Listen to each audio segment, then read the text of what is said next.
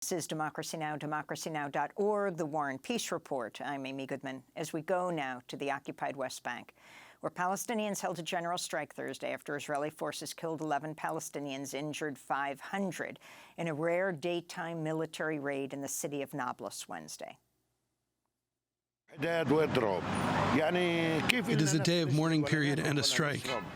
How would we be able to work or eat or drink, and our brothers in Nablus are being killed? We should stand in solidarity with them, with the people of Nablus, and there should be a general strike. And thank God the strike is in all the West Bank and Gaza. So far this year, Israel's killed at least 65 Palestinians, including 13 children. Early this morning, a 22-year-old Palestinian man named Mohammed Jawabra died a day after being shot in the head during an Israeli raid on the Arub refugee camp north of Hebron. On Thursday, Palestinians held funerals for the victims of Israel's raid in Nablus. One victim was a 72-year-old Palestinian man named Adnan Bahra. His son, Ashraf, said that his father was on his way to the market when he was killed. In the morning, my father went out from the shop to buy some stuff. Then the Israeli army raided the neighborhood. He called me and asked me if there are soldiers in the neighborhood, so I told him yes. They are surrounding the neighborhood from all sides. Suddenly, someone called me and said, "Your father is injured." I was at my shop, besieged. I could leave the shop after the army left the city. We're joined now by the Israeli journalist Amira Hass, the Haaretz correspondent for the Occupied Palestinian Territories. She's based in Ramallah. Her latest piece is headlined, "Israel's Raid on Nablus Proves Willingness of More Young Palestinians to Die in an Unwinnable Battle."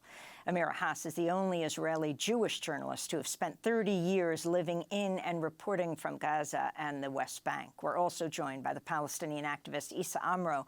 He's in Hebron.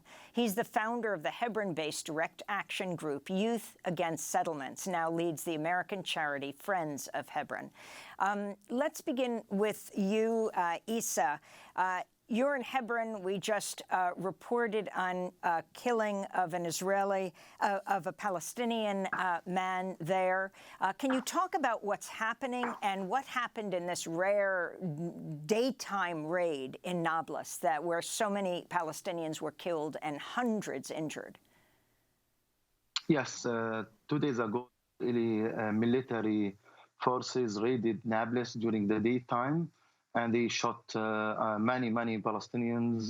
They used live ammunition to kill, to shoot, to confirm the killing of many Palestinians. The Palestinians all over West Bank and Gaza and East Jerusalem were very sad, and they announced a strike yesterday. And yesterday, clashes started in Al-Arub refugee camp in Hebron. The Israeli soldiers shot a Palestinian on the head, and many others were injured. And unfortunately, he passed away this morning, and today it was his funeral. There is a huge anger among the Palestinians from what is happening these days from the Israeli racist and fascist government, who are inciting to kill more and more Palestinians. We see that the Ibrahimi Mosque massacre, which happened 29 years ago, when Baruch Goldstein went into the mosque and killed 29 Palestinians, and the supporters of that massacre, the supporter of Baruch Goldstein, they are the ones who are in power, they are in the government, they are the ones who are now leading the Israeli occupation forces all over West Bank and East Jerusalem. Amira Hass, you wrote in detail about what is happening in Nablus. And, you know, you've taught in New York, for example, at NYU as well. And if you can explain to an audience outside, around the world, what are the details of this attack, from the drones that opened fire to the unmarked cars? Explain why, just give us the picture of Nablus. Yeah. Hi, Amy.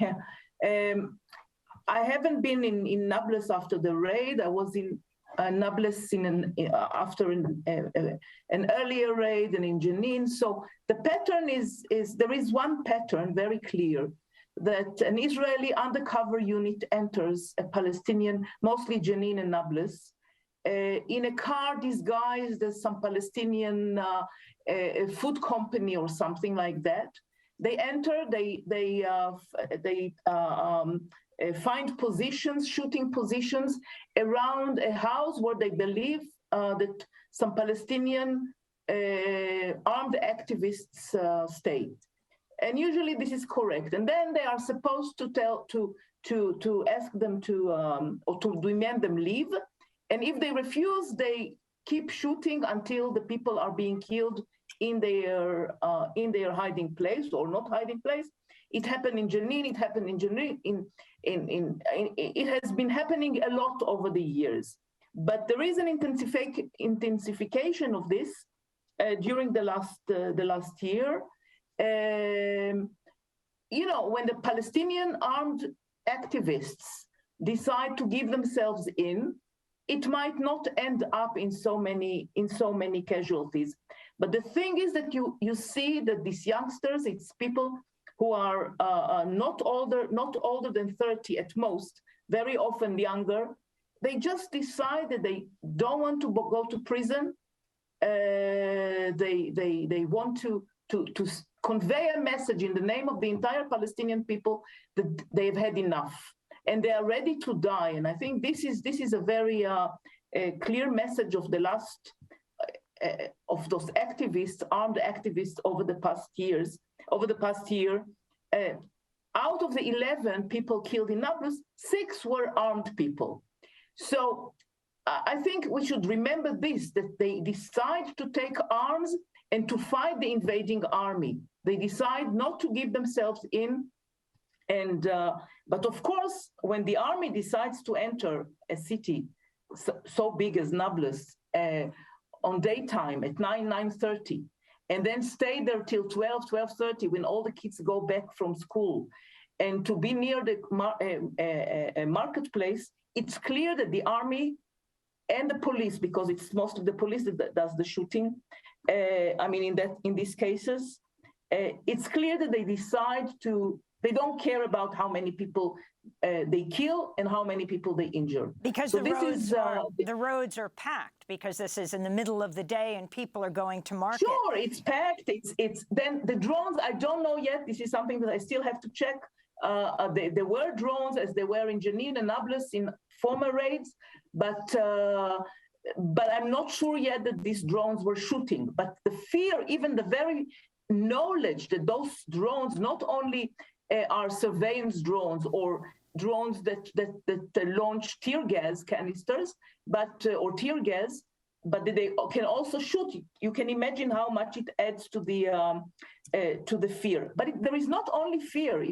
If there are enough footage, though they don't allow ambulances and journalists to approach the place, and this has been so for several raids already, but still from the little footage that I saw, maybe there is more, you see that there are hundreds of young men or tens of young men so brave that they go out without arms, only with stones, and throw at the the military vehicles. And I guess that many of them were injured, if not killed. So let me go to Issa Amro for a minute. So what's important to know, what's important is to also stress that there is a resistance. So in every such raid, people resist it. It's not just, a quiet scene where all of a sudden the army comes in. It comes into a quiet scene, but then people resist it. So Issa Amro, an Israeli soldier was recently jailed for 10 days after he attacked you. As you were being interviewed by the Pulitzer Prize-winning author Lawrence Wright, I want to play a short clip of what happened. Don't touch me. Michael. Hey! Leave him! I want an ambulance. I don't know. What's the matter with you, guy? Are you so bored? After video of the attack on you went viral, Israel's far-right national security minister, Itamar Ben-Gvir, who's been convicted on inciting racism charges, expressed full support for the Israeli soldier who attacked you. Describe the scene and what happened. What happened that I lead tours in my own city to show Israelis, internationals, Palestinians, the reality of the Israeli occupation, the real face of the Israeli occupation in my own city, the closed streets, the closed markets, the checkpoints, the settlers' presence in the middle of my own city.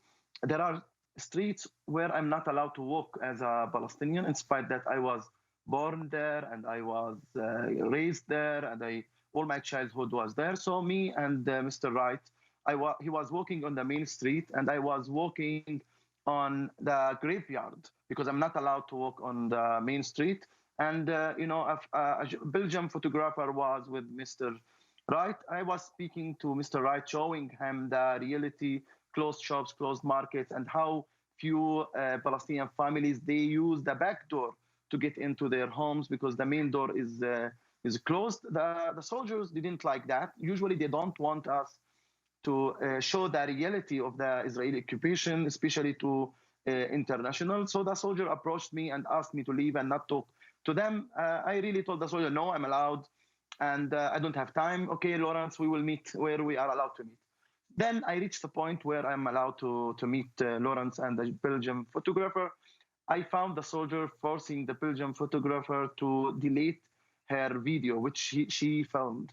So I told him, no, I'm allowed. What are you doing? We are allowed to film this. And according to the military law, the tiny rights we have as Palestinians in the military law, we are allowed to do it.